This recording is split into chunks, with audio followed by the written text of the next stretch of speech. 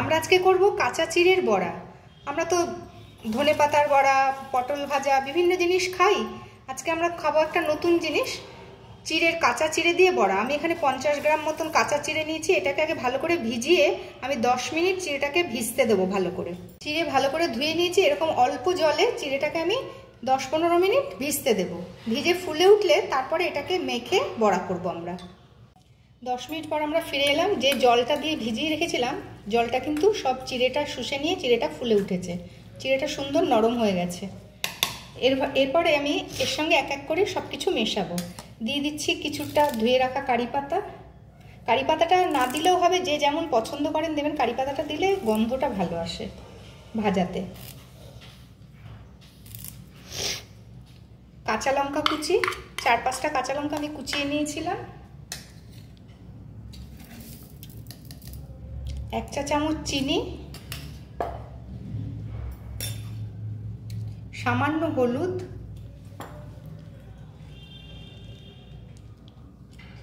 1 চা চামচ মতন কালো গোলমরিচের গুঁড়ো। এটাও স্বাদের জন্যই দেওয়া, গন্ধটাও খুব সুন্দর হয়, স্বাদটাও ভালো হয়। দেবো একটু লাল লঙ্কার গুঁড়ো, একটু ঝাল হবার জন্যে 1 চা চামচ মতনই দিলাম। স্বাদ মতন নুন। আর দেবো এখানে 2 টেবিল চামচ আমি চালের গুঁড়ো নিয়েছি। কেউ যদি কর্নফ্লাওয়ার দিতে চান দিতে পারেন, ময়দা দিতে পারেন। ঘরে মোট কথা যা থাকবে তাই দিয়ে এটাকে একটা মন্ড তৈরি করার জন্যে আমি এটাকে দিচ্ছি।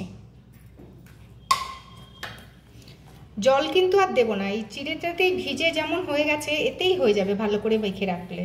মেখে আমি এটাকে কিছুক্ষণ রেখে দেবো, মিনিট 10 মতন একে রেখে দেবো। যদি কেউ মনে করেন অল্প জল দিতে হবে তাহলে অল্প সামান্য জল দিয়ে একটা ডো তৈরি করে নেবেন। সব মশলা মিশিয়ে একসঙ্গে ভালো করে মেখে রেখেছি। এরকম একটা মন্ড তৈরি হয়েছে। এবার আমরা কড়াইতে তেল বসাবো। এখান থেকে বড়ার আকারে গড়ে ভাজবো।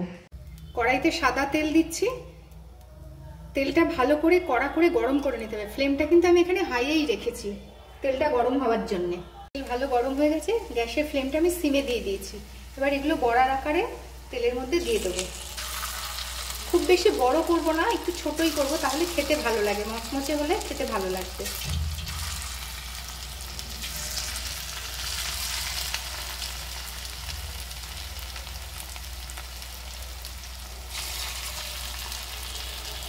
গ্যাসের আঁচটা আমি মাঝারি আঁচে করে দিয়েছি সিমের থেকে। এবার একটু ভালো করে উল্টে পাল্টে এগুলোকে কড়া করে লাল মুখ করে ভেজে নেব। সুন্দর লাল হয়ে গেছে। আমি এবার এগুলোকে একটা ঝাঁঝরি হাতা দিয়ে তুলে নিচ্ছি।